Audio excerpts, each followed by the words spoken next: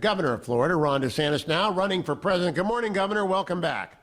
Hey, Hugh. How you doing? I am great. I want to begin with your announcement. Last time I talked to you, you hadn't announced. Now you have announced. In your announcement, you promised to reconstitutionalize the government.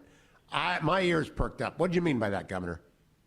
Well, Hugh, you know our founders created 3 branches of government. They did not create a 4th branch, an administrative state that is unaccountable to the electorate, and yet that's what's developed over many, many decades. A lot of the most important policies that are decided, what kind of car you can drive, what kind of energy you can use, are decided not even by your elected representatives, but by nameless, faceless bureaucrats in the bowels of Washington, D.C. So we are going to be revoking all of those Biden policies through the bureaucracy. But we're also going to identify, why do we have things like weaponization of agencies? And I think the Founding Fathers would have predicted exactly what's happened when you don't have adequate constitutional accountability over these agencies. Power is going to accumulate and power will be abused. And so if you look at something like the DOJ and the FBI, I mean, we see examples of 20 FBI agents storming a pro-life advocate's home at 6 in the morning who had already said he would appear voluntarily. We see parents going to school board meetings being surveilled by the FBI under Merrick Garland. They're even identifying Catholics as somehow a big problem. And so I think the weaponization is rooted in this lack of accountability. We are going to end the weaponization, but the only way you can end the weaponization is to bring accountability. And that means, of course, a new director of the FBI, cleaning house and all those agencies, and using the full scope of Article 2 power to bring the bureaucracy to heel. I don't buy this idea that the president cannot remove a, quote, career person. When they're abusing power and they're going outside of what is appropriate, they absolutely should be terminated and terminated swiftly. So we're going to be doing that. I think we're going to do it in a big way. Now, Governor, the last job I had in the federal government was as the acting director of the Office of Personnel Management. It is pretty freaking hard to fire anybody. It's really hard to move anybody. The Merit System Protection Board gets involved. It is not the military. How would you get control of this massive, sprawling federal bureaucracy, which has become actually 2 governments, one for the left and one for the rest of us? Well, I think the assertion of Article 2 power in ways that maybe have not been done, I think needs to be done. I think this current Supreme Court would view some of the bureaucracy that you cited in those restrictions as potentially impinging on Article 2 authority to actually run the executive branch. And so we will assert that. We will also reduce the footprint of all these agencies, but particularly DOJ and FBI within D.C.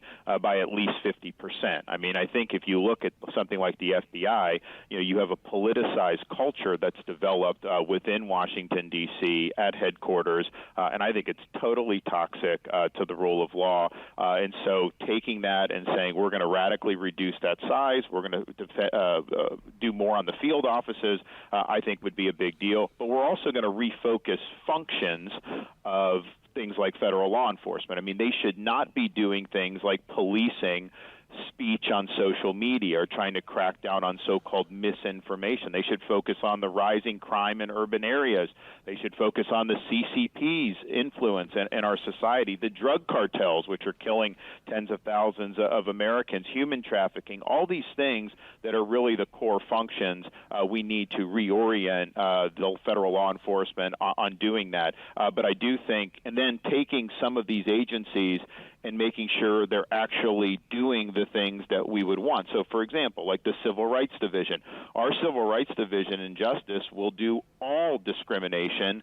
Yes, of course, you don't discriminate against a racial minority, but you also have to look at corporate America, government, academia, how they are wielding things like DEI in a discriminatory manner against other people. And so we will say no tolerance for discrimination of all kind, regardless of whether you're in the majority or in the minority. Now, in terms of the judges that you will bring to bear on this, former President Trump hit 3 home runs with his Supreme Court appointments. Are you going to make the same kind of pledge to the Republicans as you go around the country that your judges will be like the Trump judges? Well, actually, I would say we'll do better than that. I mean, I respect the 3 appointees he did, but none of those 3 are at the same level of Justices Thomas and Justice Alito. I think they are the gold standard, and so my justices will be along the lines of a Sam Alito and a Clarence Thomas. In Florida, I inherited a very liberal state Supreme Court, maybe the most liberal in the country, very activist, but I was able to replace 3 of the 4 liberals my first month in office with conservative justices. I've since been able to make a number of appointments since then, so we now have the most conservative state Supreme Court in the country. And so I think we have a really good track record on doing that. And in fact, 2 of my Supreme Court picks when I first year in office were elevated to the 11th Circuit by President Donald Trump. So I've already played for the audience many times your speech in North Carolina about one rule of law, but we have two systems of justice in America. It reminded me of Disraeli talking about 2 Englands, and I saw Lindsey Graham go nuclear on George Stephanopoulos yesterday because no one was talking about Hillary Clinton in the context of the Trump indictment. Do you think legacy media will ever fairly cover things just as simple as John Kerry dealing with the Iranians during the time that President Trump was in office and not getting prosecuted, Hillary Clinton's server not getting prosecuted, but Donald Trump getting prosecuted? Do you think there will be a legacy media fairness in the approach to these stories? Of course not. They have an agenda. They become increasingly shrill and partisan, and they are going to advance the agenda that they want to advance. Look, Hugh, I was in Congress when the Hillary thing happened, and what I was able to say, I think that everyone agreed with, was as a naval officer, if I had done what she had done, I would have been court-martialed very, very quickly. There would have been no question about that. And I think the thing that bugs me to this day about what happened with Hillary was, yes, the Comey non-prosecution decision was bad, but there was zero prosecutorial zeal to investigate all this stuff. I mean, it was basically a kid glove treatment. They delegated a lot of the investigation to Hillary's own aides. It was a total joke. And so I think when you talk about 2 standards of justice, if you have extraordinary zeal on one side and then a complete indifference and a lack of zeal on the other, that's a huge imbalance. And I think that's something that we'll certainly rectify when I become president. But it is glaring, and I think people see that. And just think about some of the stuff that we've seen with so you mentioned the court.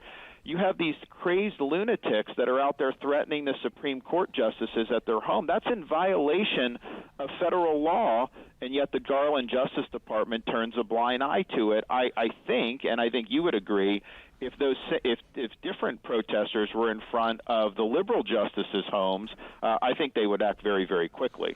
Oh, I see the narrative always moving to cover one side of a story. We still do not have the statement of the Nashville shooter, her manifesto.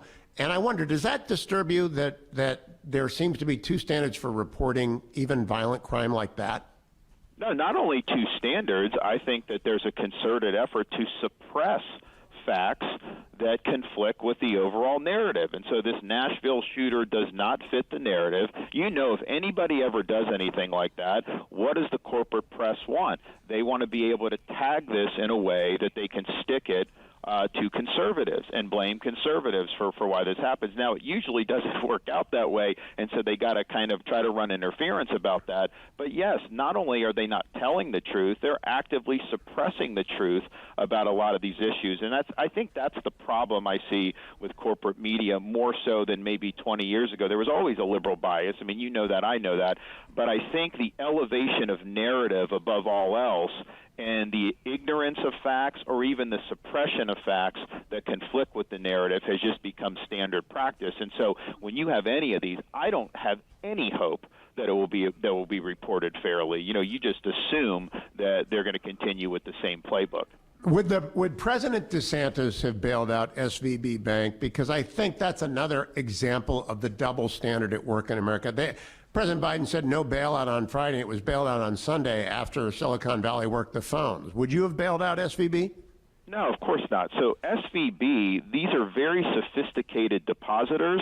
This is servicing a lot of venture capitalists in Silicon Valley. These people are wealthy. They're smart. They made the decision to put money into those accounts in excess of the insured limits. And here's what I can tell you, Hugh.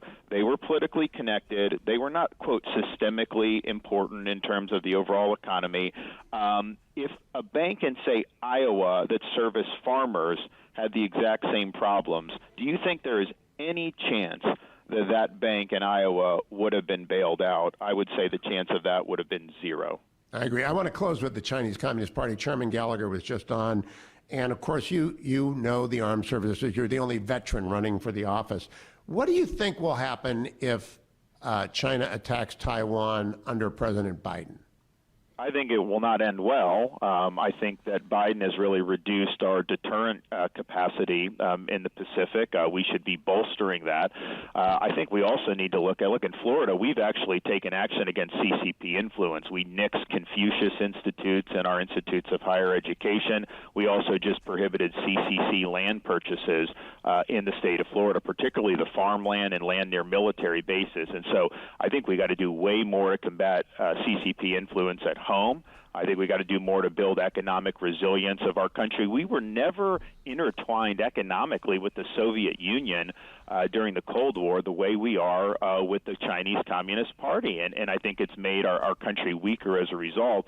But we absolutely, and Mike Gallagher and I talk about this, we need to have a Pacific-focused national security strategy where we have a commitment to expanding our naval capability. Japan is building up their military for the first time in memory. They're actually getting along with the South Koreans. They never get along, and yet they're getting along because they see the threat posed by the CCP. And of course, we need to work with India and Australia. So building a strong deterrent capability, I think, is going to be order one for national security in the Pacific for the next president of the United States. I'm just hoping we can get there before we see disaster strike. We got 1 minute, Governor. Last question. You get one big swing in your first year as president, and President Trump missed when he went for his first big swing on repealing Obamacare. He hit the second one on the tax cut.